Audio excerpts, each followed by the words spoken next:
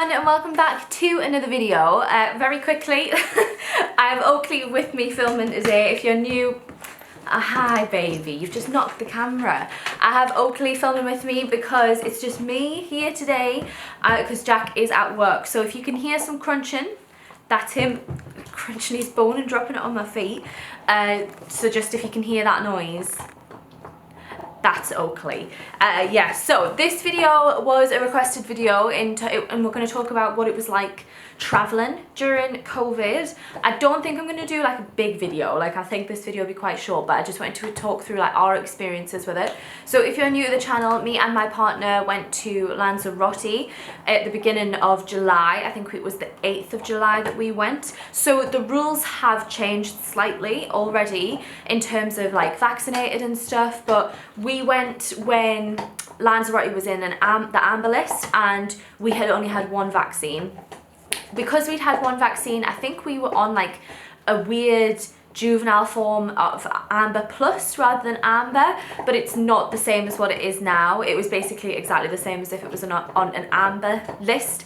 So we had to do the quarantine when we got back, essentially. That's what it was then. So it is a little bit different now, I think. I think if you're on amber plus, you don't have to quarantine if you have a negative test on day 2 and you're vaccinated, but for us it didn't matter our vaccination status.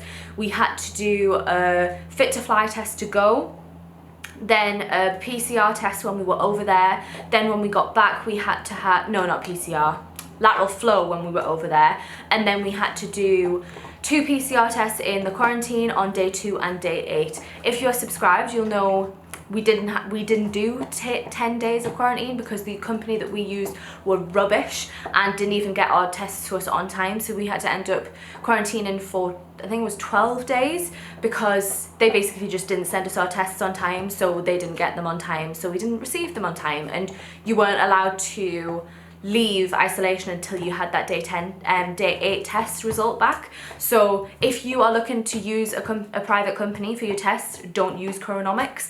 I'll just talk about it quickly. They basically were impossible to contact. So like with all the problems that we told you about, they were fine sending, well, we had a full package, so we went with the package that TUI was advising. So we got all of our tests in this one package for, I think it was £90 each, and we actually couldn't use their fit to fly test because there wasn't a quick enough turnaround, which we didn't know about when we bought that package.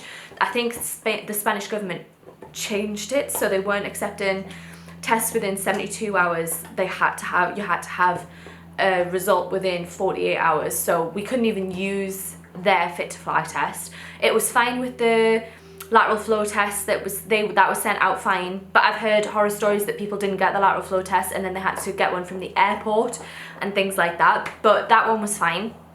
And then when we got back, we didn't receive, like, we kept checking on the portal that you get, like when it's going to get sent out, and our day 2 test wasn't even sent out till day 2, so that didn't come till day 4. And then same with the day 8 one, that didn't come till, I think that came on day 9, but our day 9 was a Saturday, so we had to like really quickly, we had to actually ring, I think it was DPD who were delivering it, and be like, can you come any earlier, because our priority post box gets picked up at 4:30 and they were scheduling it to deliver it to us at 4:30. So we had to ring them up, be like, can you come any quicker because we need to get this test sent off.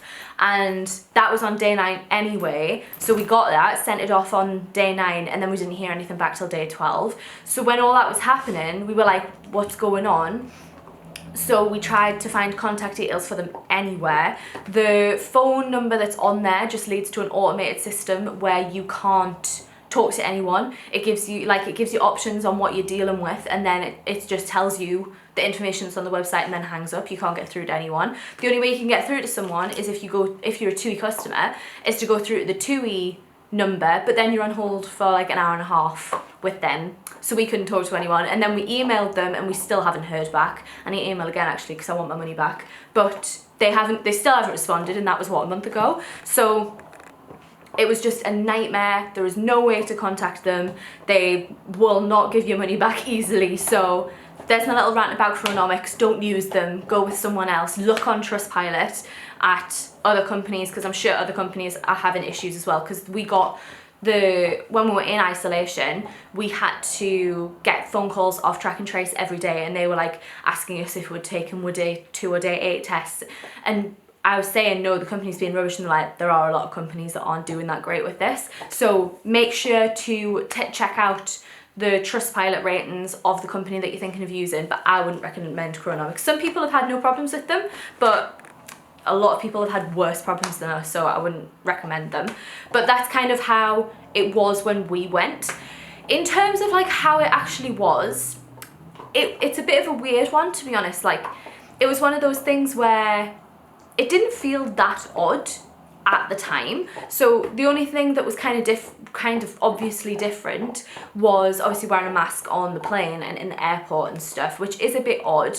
It's not great when you don't like flying anyway, but the fact that everybody has to do it makes it better, because I think at the minute where it's like, sorry about that, I ran out of battery. So yeah, everybody had to wear a mask. I'm not actually sure what the rules are now. I imagine everybody still has to wear a mask because you're on like a confined space, but it's good because like everybody has to wear a mask. It's not like you're sitting struggling wearing a mask and it's hot and you're a bit like bleh, and then some people aren't wearing it. Everyone has to wear a mask, so it does feel a bit better and you feel a little bit more safe.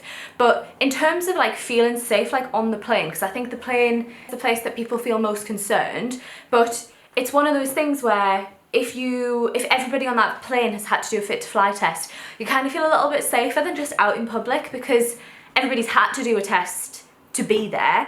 I mean, I haven't checked, I should have checked, but hopefully people still have to do a fit to fly test. But it just feels a bit safer knowing that everybody's done it and everybody's negative, or they wouldn't be allowed on that plane. So the plane actually feels okay if you can deal with the mask. In terms of being out there, when we were in Lanzarote, it kind of had the same rules as what England did at the time. So you had to wear a mask when you were in public areas, but everywhere was kind of open and there wasn't that many restrictions. When we were there, there was a buffet on and things. Obviously there was hand sanitizers and gloves there if you wanted to use them. And we felt quite safe in our hotel that they were following the rules. Like, all the staff were wearing a mask. Before you went into the food area, you had to put hand sanitizer on, like they were standing there waiting for you. So because we knew our hotel was taking it seriously, it felt fine. And again, it's the type of thing where because everybody's done a test, you feel a little bit safer. So it's fine in terms of in the hotel. Out and about, this is the kind of the main thing for us, and it wasn't even a restriction. I think it was more down to us being so used to COVID now, in that we didn't want to go out. And at the time, I don't think we thought anything of it, but it was kind of like on reflection, we were like, God, we didn't even think about going out as an option, because I think because we've been so strict with lockdown rules, we literally haven't been going out unless we were allowed to, and we've barely gone anywhere since everything's opened up anyway. So we were just in the hotel and around the pool, and I think it was because we're so used to lockdown and being that like we're not allowed to go out, so we just didn't even think about going out. I don't know if like people would have the opposite and just want to go out everywhere because they can, but I feel like we've been conditioned to not even think about going out as an option. I think that was the main thing, to be honest, because as long as everybody was following the rules, and I mentioned this I think in the mukbang, or it might have been the holiday vlog, but because like there wasn't a lot of Brits where we were, because it was an AMA country, it was mainly like Europeans, they actually were a lot better with COVID rules than like Brits are. Like in England, I've had so many instances of arguments with people having a go at me because I've asked them to move back or I've moved away from them. When we were on holiday and it was mainly Europeans, like everyone wore their mask, no one argued about the mask, and people were actually asking us if it was okay how close they were when we were around the pool without the masks on. So it actually felt a little bit safer. In terms of all the forms and everything, I think this is still a thing in terms of you have to do the location form. So obviously we were in Spain, so we had to do the Spanish one, and then we had to do the one coming back into the UK. We had absolutely zero problems the entire process with forms and certificates and everything. I think it's the type of thing where if you do everything that you are meant to do to the T, there isn't any issues. I don't know if that's true, because I know a lot of people have had issues about getting their form like checked properly, or they haven't filled it in. I don't know, but we had no problems, and we literally just followed the instructions that we were told to do, like fill out on this day. So going into Spain, we just had to show the certificate that we'd filled in the form when we got into the airport and when we got into the hotel. And then coming back into England, we didn't even have to show anything, because I think it was we'd done it at the correct time. When they scanned our passports, it was linked to our passports, and we didn't even have to show them the form. It was just like, yeah, I can see it's all there, go on through. Like, we got through within, I want to say, apart from the queues to get like checked, we got through within like 10 minutes. It was so easy, and I think it's getting a lot of bad rap in terms of how difficult it is, because some people have had bad experience, but honestly we had absolutely no problems whatsoever. The final thing that someone asked about was insurance. So this is a bit of an iffy one, and I feel like I'm gonna get some backlash from it, but when we go on holiday we always get insurance, because obviously that's the correct thing to do. But when we went, like I say, it was in an amber country, and when the countries were in the amber list, that was seen as official advice not to visit that country. So we actually couldn't get insurance for the holiday, because you weren't meant to be going into the holiday. The only reason that we went is because Chewy were like, oh no, it's an amber list, you can go as long as you feel like you can quarantine after. And we could, so we did go. And obviously we followed the rules to a T and everything. But we went without insurance, which was a real like, oh my God, what are we doing kind of moment when we realised that we were gonna have to go. But I don't know if that's the case anymore because of the whole Amber Plus thing. I'm pretty sure that you can, like, it's I'm pretty sure you can get insurance for going away places now, but when we went we couldn't get it, and that we just had to accept that and be very, very careful.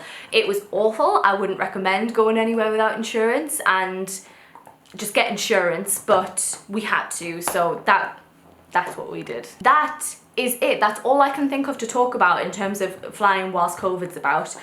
I would say I quite enjoyed going when it was like in an amber list, because it was quite quiet, and whilst I know you're not meant to travel when it was amber, I'm not gonna lie, it was nice it being really quiet, and none of it put me off. Like, the only thing that put me off was chronomics when we got back in the isolation, which isn't even a thing anymore with people who are double vaccinated, which I am. So that's not even an issue anymore, so I have not been put off by it at all.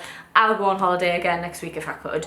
It was that easy. So yeah, that's gonna be it for this video. I hope that was helpful. If it was helpful, please let me know. Please leave the video a like. Please comment. If you've got any questions, please just comment. I am more than happy to answer any questions that I didn't answer, because I wasn't quite sure what people wanted to know about. But yeah, that is gonna be it. Thank you so much. Don't forget to subscribe if you are new, and I shall see you in the next video. Bye guys. Mwah.